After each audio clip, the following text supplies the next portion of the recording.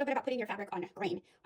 Basically, when woven fabric is made, you have yarns that are attached to a loom on the selvage. Okay, so the selvage edge will look something like this on most woven fabrics. So this is where the threads are held together. So you have threads that go like this and threads that go like this, and then they intersect. Okay, and this holds them together. So when you're putting something on grain to make a garment, you want basically to straighten that grain, because sometimes after you wash it, or if it's been sitting in the store for a while folded, it distorts. Okay, so right here you can see if I line this up, even the selvage is a little off. So what you would usually do is you cut off the selvage, and then you kind of line it up and see if it's straight. So I'm looking at this corner right here, and there's my straight line, and you can see that it's not lining up here. Okay, and then one thing you also should be doing is cutting the fabric, because when I cut it at the store, it's definitely not cut on grain, because when you use scissors, it's already warped, and it's off. It's always off.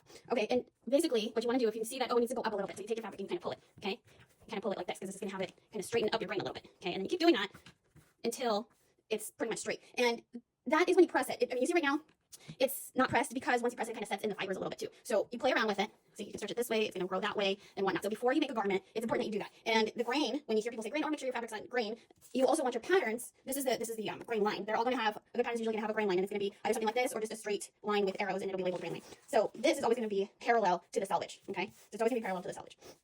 All right, so that's how you place them. And then let me show you this one. This little piece is already been put on grain, so you can see it's nice and straight. Let me move it.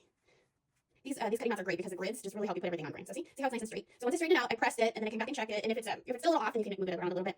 And then that's it. Okay. So and then one other tip to know whether your fabric, where the grain line goes. Oh, where is it? I can't see the selvage, because I cut off the selvage on this so that I could actually make it nice and straight. The selvage, or you're always going to know where the grain is, because the grain line's always going to give a little bit more than the cross grain. Okay. See right here, I can tell. You can tell when you tug it a little bit if it's stiffer. Okay. Okay. So here, it's right here. So it actually should go like here. So this is what goes across the body. Okay. So basically this will go like this. Okay. All right. So that's very basic without going into too many details about the grain lines. Okay.